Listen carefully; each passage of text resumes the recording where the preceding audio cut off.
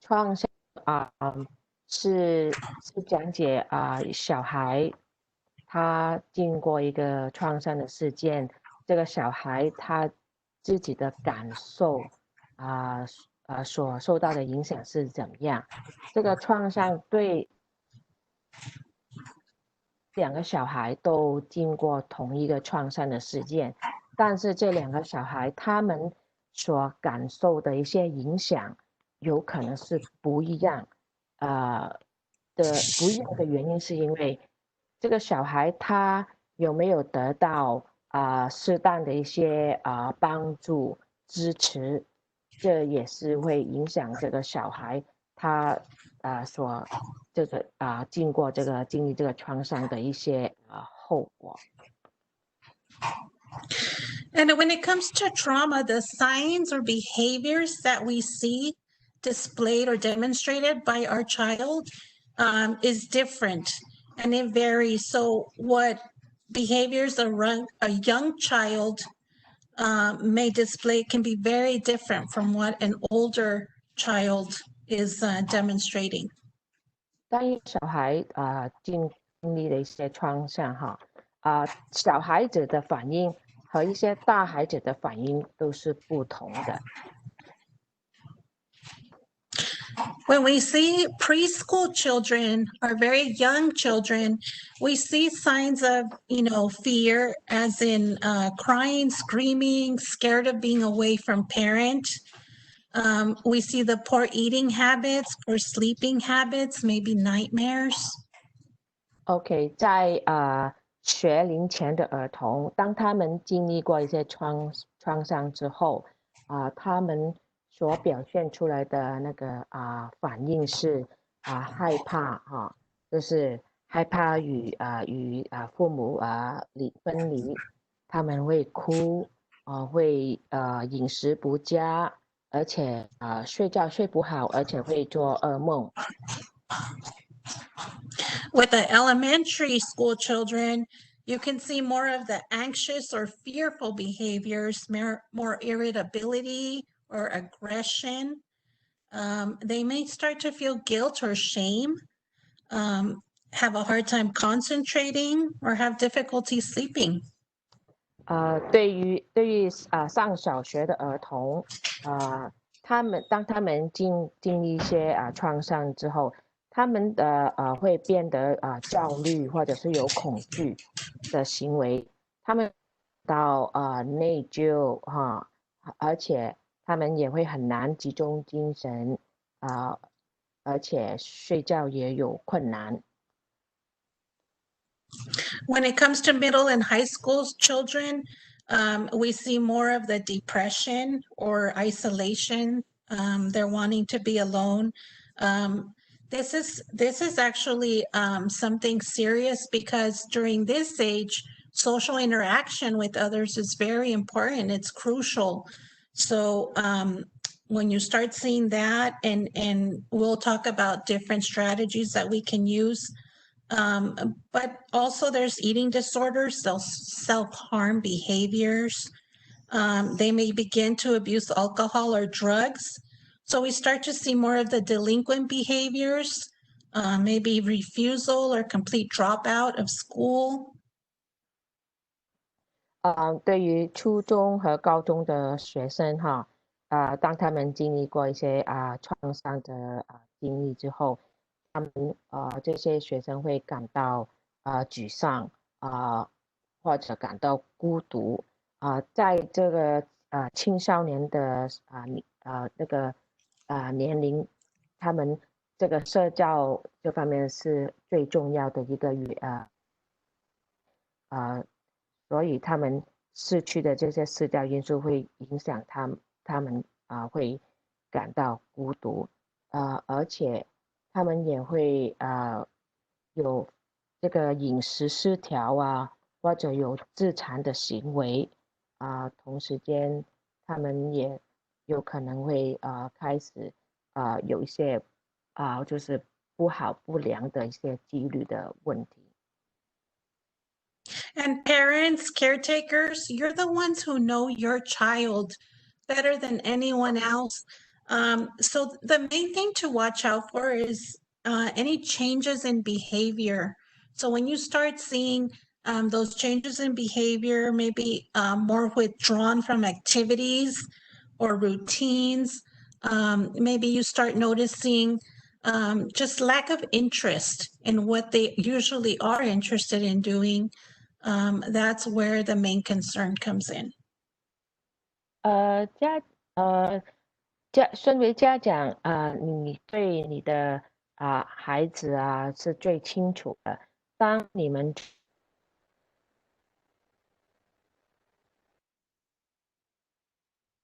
一吐性开始比较经常喜欢单独一个人没有兴趣去跟别人互动交流，这些都是一些不同的迹象。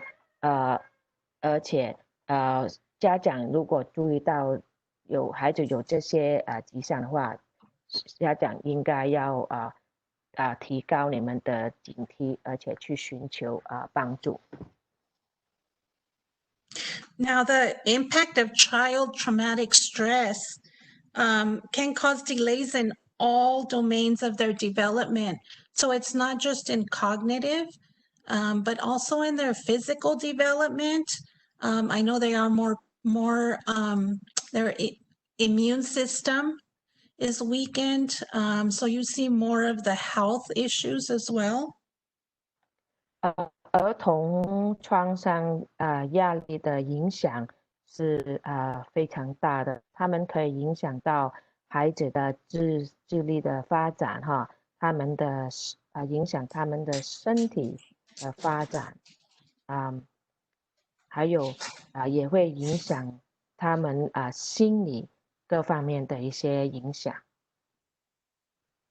So the traumatic stress can cause learning problems where we see lower academic grades, lower academic achievement. And the reason for this is because they have a reduced ability to organize, problem solve, and process information. 这些儿童创伤的影响学生的学习问题他们的学术成绩而且也会影响到他们的不同的纪律问题，因为他们受到创伤之后，他们的免疫力各方面都使到他们的身心各方面都会影响，而且同时也影响他们学习这一块。There's a few things that families and caregivers can do to help. 以下有一些方法，家长们或者是照顾者可以使用这些方法来帮助孩子。You want to assure that your child feels safe. And by doing this, you want to create that safe environment in your home. Assure them that they are safe. I know, especially with a lot of young children, they're constantly asking questions. What if this happens? Or what if this happens? Share your safety plans with them. Let them know that there is a safety plan in place. 身为家长，你们可以在家里面可以跟小孩子说，向他们保证在家里他们是安全的因为尤其是小年纪的孩子，经常就会提出问题，就问为什么会这样？这个事情会怎么样？会有什么事情发生？所以家长必须要跟你的孩子保证说，跟他们说他们在家里是安全的，你们要营造一个很安全的一个。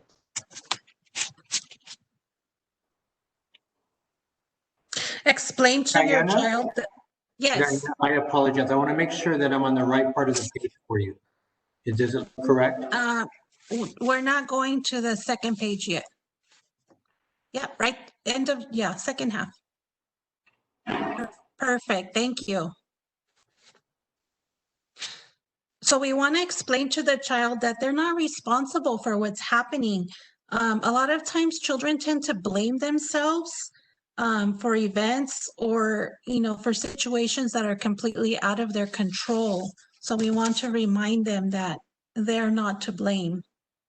OK，向孩子保证或者是说明，对所发生的事情不是他的责任。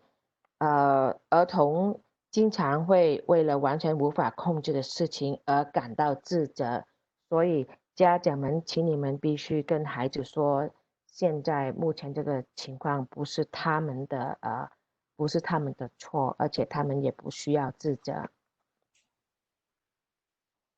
And we really ask that parents be patient. There's no correct timetable for healing. Some children recover quickly or more quickly than others. So you want to continue to encourage them, support them, not be judgmental. And I know it's not compare, because a lot of times we tend to compare them to their siblings. So just remember that every student has their own individual time frame. 家长需要有耐性。我们没有一个正确的治疗时间表。每一个小孩经历的创伤，他们的康复的时间是不同的。家长必须有耐心。家长千万不要比较你的孩子跟别的孩子，因为每一个小孩他们所康复的情况，有些孩子会康复得很快，有些会比较慢，所以家长必须要有耐心。If your child begins to act out and demonstrate behavior issues, redirect their energy. So we want to give them additional responsibilities or leadership roles. Give them choices as to whether, would you like to do this, or would you like to get started on this first? 如果孩子表现出一些不寻常的一些行为，家长们可以用一些方法让孩子的注意力转移到别的事情，比方说家长可以就是安排小孩子帮忙做一些简单的一些事情家务事，让小孩子那个注意力转移到一些比较有正能量的那一方面。This is something that we really do in the school setting. We give them those leadership roles in the classroom, and we give them choices because it helps them regain a sense of control. And I think especially during these situations that we're living through, children must feel a sense of losing control of their daily regular routines, their schedules. So we want to make them feel safe and, regain that sense of control on their lives. 在学校我们帮孩子做辅导的时候我们一般是提供一些不同的工作性质，比方说我们让孩子成为班里面的一个领导这样让小孩子可以帮助小孩子加强他们那个自信心，也让他们感觉到有那个控制的这个能力。目前孩子待在家里，他们感觉他们好像失去了一些控制，他们没有办法控制这个疫情这个时间经常待在家里，他们没有办法控制，所以家长需要你们提供孩子一些有正能量的，让孩子感觉到他们又重新拥有他们能够自主的一些能力。Okay, now we'd like to share with you some signs to look for and strategies that you can use to help. 以下大家看到的是一些焦虑大家可以寻找焦虑的有什么迹象，而且家长可以使用哪一些策略来就是管理这些焦虑。When students are demonstrating anxiety, which is actually one of our top most increasing mental health issue right now, especially with children, we see some signs such as like biting nails, they become irritable, crying, difficulty sleeping. They need to move around and be fidgety. And then something that we do see in the schools a lot are the somatic symptoms. So we start hearing students saying, you know, I have a headache, I have a stomach ache, there's tension pain, or, you know, the sense of feeling sick. That's all related to anxiety. OK 焦虑目前在这段时间里面焦虑是一个很严重一个问题，对于青少年小孩子，这是一个非常重要一个话题。焦虑一般焦虑的指向是，比方说小孩子会咬手指甲，会觉得烦躁哭泣、失眠而且小孩子也害怕父母会分离而且这段时间他们会觉得身体有不同的症状比方说头疼、胃疼、紧张、疼痛，会感觉身体不适等等，这些都是焦虑的一些迹象。A rise in depression is also something that we are seeing, unfortunately. And depression is when you do see your child during long periods of time showing sadness, irritability, low self-worth, maybe lack of hygiene. They're always in their room alone, and just expressions of sadness. OK 第二点是忧郁症小孩子学生或者是孩子经常会感到烦躁有悲伤或者是哭泣，他们自我价值感觉很低，或者经常睡觉睡得很多，缺乏卫生或者是总是一个人待在房间里或者是会用图画来表达他们的悲伤，这些症状都是说明这个小孩可能有这个忧郁症的一些症状。When you do have a child showing signs of depression, you do not want to leave them alone. I know a lot of times they want to be isolated, alone in their room. Find a way to bring them out, to incorporate them, get them involved in different activities or even just interactions with others.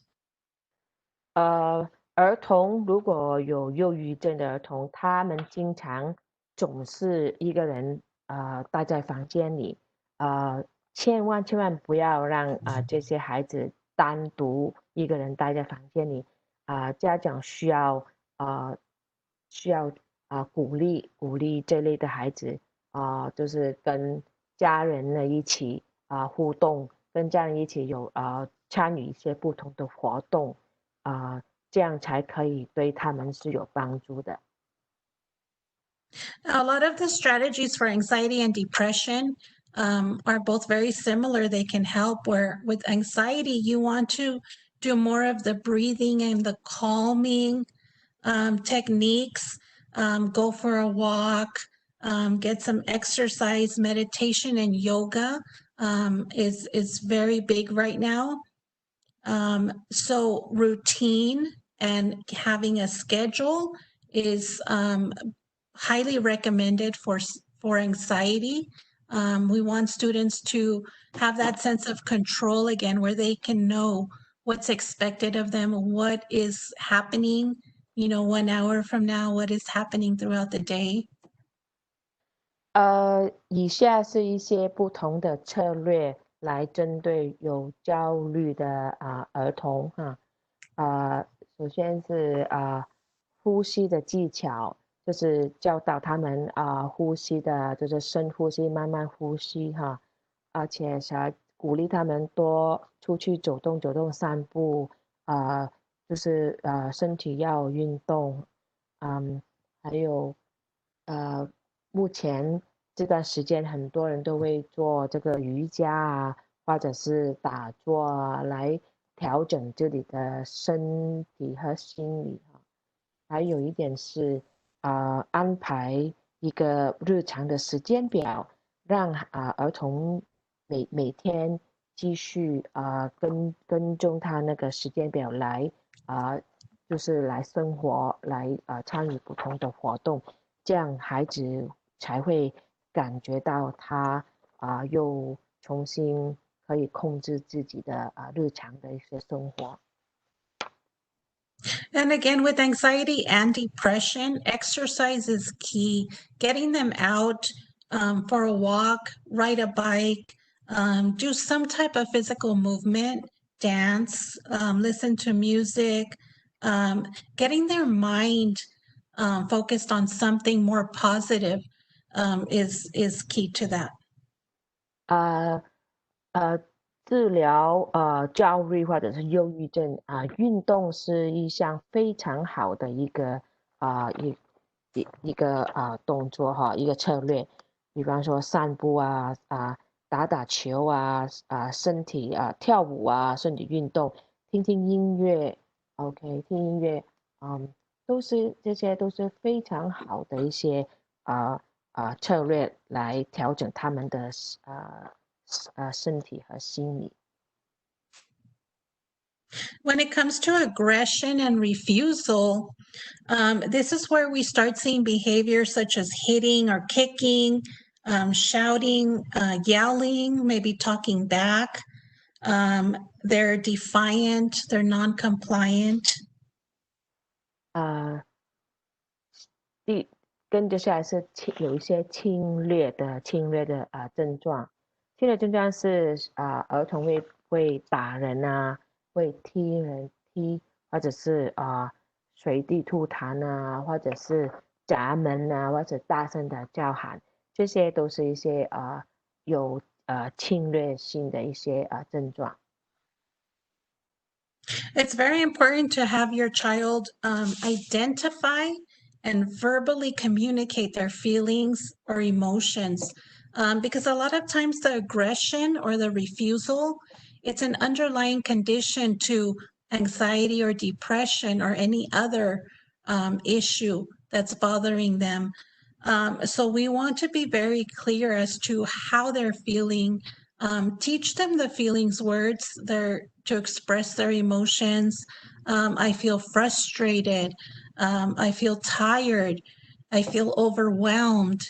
I know during counseling sessions, that's one of the very first things that we bring up. We want to be able to give them the vocabulary to identify how they're feeling and to communicate that to us. 家长需要找出是什么原因让小孩子有这些侵略的一些行为哈。有时候这些侵略的行为是一个潜意识的症状，比方说是因为他们沮丧愤怒而引起的我们身为家长，我们需要教导孩子用说话用语言来表达他们的感想他们的感受因为我们在学校提供辅导的时候我们都是教导孩子要怎么样用不同的词汇单词来说明他们现在感觉怎么样，他们感到开心不开心或者感到愤怒，他们用说话用语言来讲，而不是使用不同的一些暴力来表达他们那个情绪。When it comes to bedtime refusal, I think that's very common right now with students because they don't have that structured routine right now. So bedtime, I know, becomes very difficult. But they may also have difficulty sleeping or waking up on time. We really recommend having that bedtime routine for them each night, where maybe you're incorporating a bedtime story, maybe some music, just some calming apps where maybe they're doing a calming meditation, or offering them just that calming environment where they are starting to get ready and for their bedtime routine. 各位家长可能有注意到这段时间里很多儿童都是有这个抗拒这些行为，尤其是晚上睡觉的时间，到晚上他们也不肯去睡觉，而且早上也不喜欢起床因为目前这段时间他们的生活的一个调着比较变得不一样，他们晚上会已经晚上要睡觉，他们不肯去睡觉，所以家长可以就是在床前睡觉的时间之前跟他们讲故事或者是开一些很柔软的音乐让小孩子听一些很柔软的音乐帮他们入睡，而且在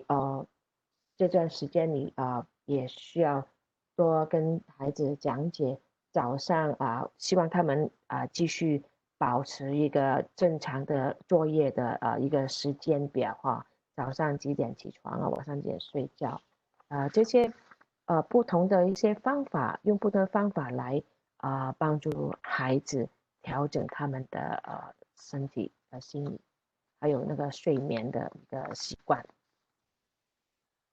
And many children right now are experiencing just a feeling of fearfulness, being scared, maybe crying or shutting down. And what we recommend is providing comfort and empathy. And like we previously said, non-judgmental. I'd like to share, I know my daughter just a couple nights ago, she was very scared at night. And my first instinct was, you're already 12 years old. You shouldn't be scared. But, we need to be empathetic to that fear that they have and just reassure their safety, reassure them that everything is safe and that they will be okay. 还有有些儿童会感到害怕他们会哭会就是很害怕就是不喜欢自己不喜欢跟人家说话，会害怕这些症状刚才这位Rodriguez 律师说，比方说他的女儿几个晚上之前，他的女儿就是会哭，很害怕，所以他就跟小孩就安慰他的女儿他就跟女儿说没关系现在你已经几岁，12岁了，你不需要害怕你可以就是自己调理每一个害怕的事情，他就是要安慰女儿，而且要跟孩子说在家里是安全的，不会有事情发生的。When your child's not able to focus, maybe they're not able to complete their work, we offer a lot of verbal reminders. A lot of times their mind is wandering, thinking something else. They're focusing on something else. We want to gently redirect them back to what they need to focus on or what they need to finish. But I believe there is a parent presentation tomorrow specifically on distance learning, where they will give you a lot of good strategies on helping your child. I know at the schools we use timers, we use a lot of break times when they're frustrated. And we use a lot of if-then strategies, which means if you finish your math work, then you can come and use your laptop. If you can read for 5-10 minutes, Then we will go and sit outside and have an ice cream break. So a lot of those type of strategies, but I highly recommend that tomorrow you attend the distance learning presentation as well. 还有一点，儿童在这段时间也是有困难去专注学习，小孩子是没有办法去集中注意力去学习，家长可以提供的不同的方法，比方说家长可以就是很小声的跟孩子说，哦，你继续做功课啊，继续看书啊，写字啊。要跟他们慢慢的说，还有家长也可以使用一些不同的方法这些方法我们以前在学校里面老师们都是使用这一类的方法来帮助学生去集中注意力，比方说你们可以使用一个英文叫 timer， 就是有一个时钟给让他们学习读书或者是阅读10分钟，然后就让他们休息1-2分钟或者你可以跟孩子说你先阅读5分钟10分钟，然后你可以给他阅读5分钟10分钟，你就可以给他休息或者给他一些奖励，比方说让他可以吃冰淇淋或者什么，或者说让他写字写了多少行写了一遍的字，然后让小孩子可以休息10分钟，他们这时间可以出去外面走走，或者是玩他们喜欢那个平板电脑的游戏，所以家长可以利用这些不同的一些策略来帮助小孩能够集中学习。And just in general, stress. I'm sorry, I forgot to mention tomorrow's presentation. Do you know what yes, time yes. that is? I'm not too sure. I know it's Okay. it's on the district website. OK，各位家长，明天星期五，教委学区有一个非常重要一个视频，提供给家长一些信息。这些信息明天的主题是有关于远距离学习，学区会提供不同的一些提供不同的方法和策略。让家长可以学习到将来我们在上网课的时候都可以使用不同的一些方法，所以家长明天所有的家长希望你们都可以准时去听这个最新的一些信息，你们可以上教委学区的网站上面去查询那个时间表。And, just stress in general, it's children, like we said, display or demonstrate a variety of different behaviors, from irritability to being moody, withdrawing from activities, expressing worry, crying, being fearful, clinging to parents, sleeping too much or sleeping not enough, and then always, the change in appetite, eating too much or eating not enough. But the strategy with any of these behaviors, when our child is stressed, is that calming environment. I really want to stress how important it is for you as a parent or caretaker to be the model for your child. So when your child, they're always looking at you or paying attention to you, whether you know it or not, to see how you react or what behaviors you display. Be open with them as to how, you are feeling.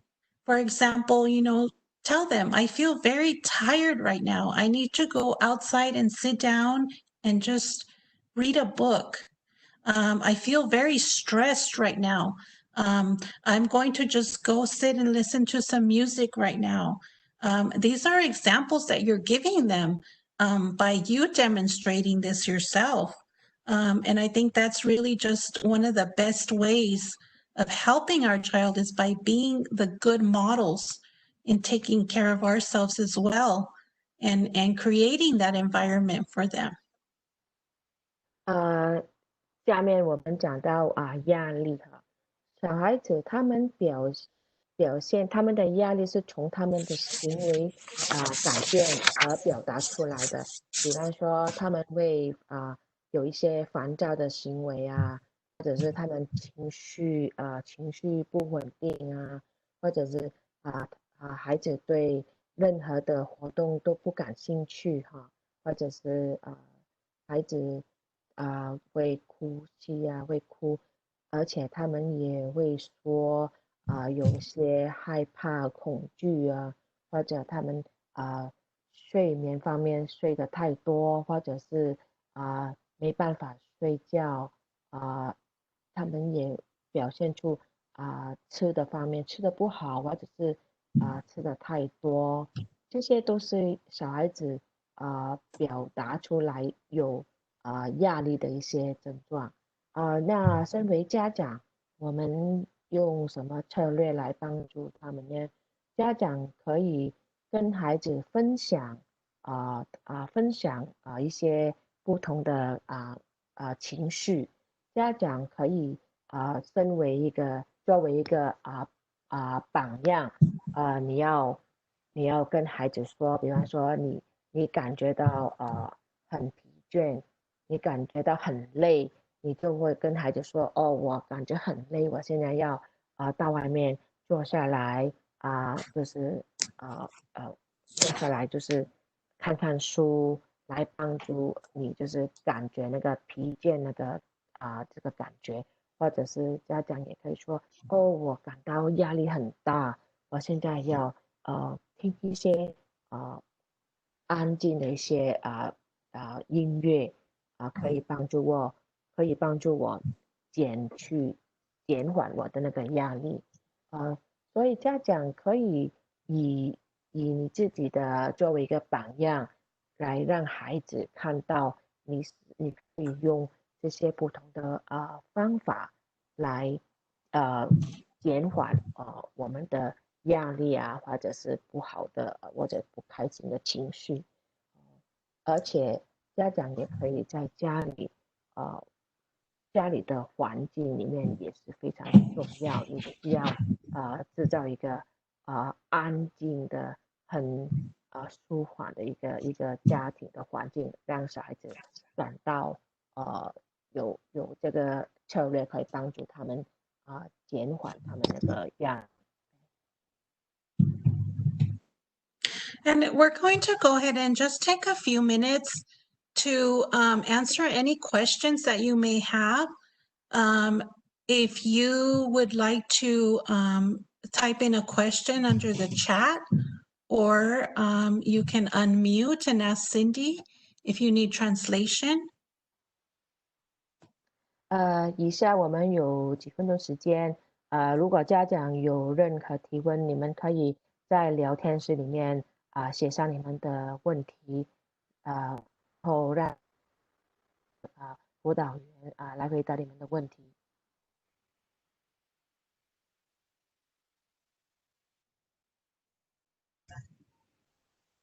你的麦克风可以。Can you hear me okay? So. Low or too high? Too high. Maybe lower the volume more. Yeah, my mic. Okay. Anyway, I'm gonna speak from here to figure out because I don't know why my mic is doing that right now. That it's so loud. But yeah. What I will say is that parents. Okay, hold on. There we go. Is that better? Yes, better. Okay, perfect. I think I figured out what the problem was. Okay. Much better. Okay. Thank you so much. All right. So parents, You have a big job. Not only being a mother, but being a teacher, counselor, keeping your house up, feeding your family, going to work. There's a lot of things that are on your plate. I want you to know that you're not alone. You do have a district that is here to support you. Cindy. OK，各位家长我的主管说，现在他非常感谢各位家长，因为现在在这段时间里面，你们不仅是家长，你们也是家庭的主妇哈，尤其是妈妈们也是妈妈，也是家庭的主妇，要照顾家里的人，也要照顾每个人的生活起居生活。你们同时也是老师，也是护士，也是辅导员，所以现在你们每天所面对的事情非常非常多但是你们不只是只有你们，我们也可以，也有学校的所有的人员也可以提供帮助给你们的。你们不是单独的。I'm reposting the phone number there for you. And the reason why I have that phone number there is because I want you to know that you can always call our department if you need additional assistance with finding out resources available for you, for glasses, for social services, for low-cost medical, low-cost dental, transportation issues, whatever it is that you might be dealing with, we are here to help you. So please, keep this phone number. Cindy's always available for you as well to translate. Our whole department is here to serve our families. So please do not hesitate to call us at any time. 现在在荧幕上面，各位家长看到是嘉伟学区学生支持服务电话号码是626-307-3427，这是我们的部门，我们可以提供不同的资源给所有的家长，我们的资源包括辅导资源或者是家长们小孩子需要再配那个眼镜，或者需要一些廉价的一些牙科的服务各方面的服务我们都可以提供，都有这方面的资源。所以这个电话这个部门我们有人可以讲英文、西班牙文、国语、广东话或者是越南文。所以如果家长你的孩子有需要任何的事情请你们必须打这个电话。我们是每天是每个星期是5天都服务各位家长的。The information that you received today will be translated and sent home for you. It will also be posted on the district website. 今天的讲题里面你们所看到那些信息我们已经在颁布在学区的网站上面然后之后我们会把这些资料翻译成中文版来提供给各位家长的。You know, a parent mentioned that a lot of the teenagers are on the computer way too much time. That's why it's important that you have the technology in a place where you can see them, what they're doing. You know, sometimes our kids are on there and we don't know what they're looking at. It's important that you always have access to see what the children are doing. If it's school related, perfect. But if it's not, you need to monitor that because a lot of times our teens are accessing sites that they shouldn't be, too much gaming, too many other things that are not good habits. 很多家长反映说目前这段时间很多青少年就是初中高中的孩子他们花很多时间就是在看电脑在线上面身为家长请你们一定要注意一定要监管看看孩子他们上网到底是在学习或者是在玩游戏或者是他们在网上看一些不应该看的一些资料，所以这个小孩子花时间在电脑上面是非常非常的重要，家长一定要了解孩子们正在看的是什么资料如果是学习的没关系，如果是打游戏或者是看不应该看的东西，你们一定要监管一定要就是固定孩子每天花多少时间在电脑上面。I And do I not. just to add to that, I know a lot of phones have parental controls where, especially if your phone is in the same plan together with your child's phone, you have access to control the amount of screen time that they use.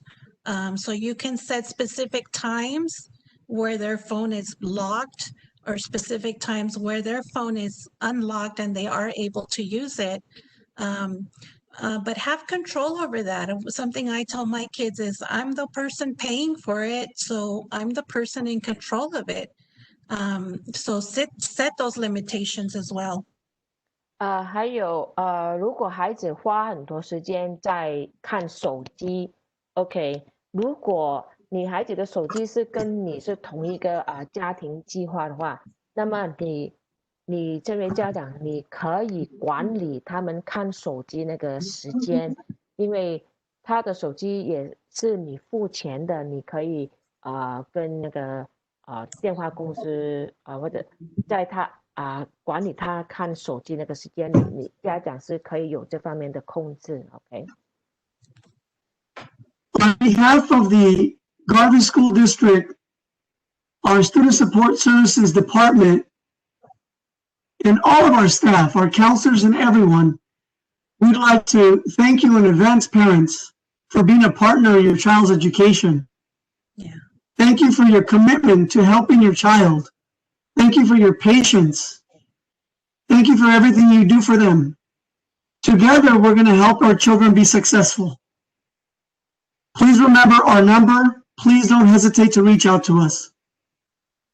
OK， 这位 Hernandez 的先生，他仅代表交委学区，他也代表学生支持服务部门，他也代表所有的学校的校长还有所有的工作人员来感谢我们学区里面的所有的家长，感谢你们与学区作为学区的伙伴感谢你们这段时间对于孩子的一些很承诺，而且对孩子的大力的支持他在这边非常非常的感谢各位家长。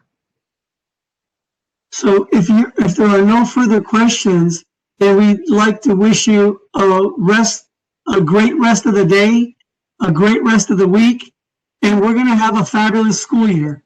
Despite the situation that we're in, working together, we're going to make it a great year, an unforgettable year. 如果各位家长没有任何问题，在这边Mr. Hernandez 就是感谢各位家长预祝各位家长有一个美好的一天，有一个美好的一个周末，还有尽管我们现在面对着这些困难的时期，希望我们会有一个非常强壮强大的一个新的学年所以在此谢谢各位家长，而且记得我们学生支持服务的电话，我们的电话号码是6263073427，记得有什么关于小孩的事情，尽管打这个电话跟我们联系，谢谢大家。enjoy the rest of your day. Thank you very much. This concludes our meeting today. 好，目前的今天的讲解就到此为止，谢谢大家，好，OK，再见。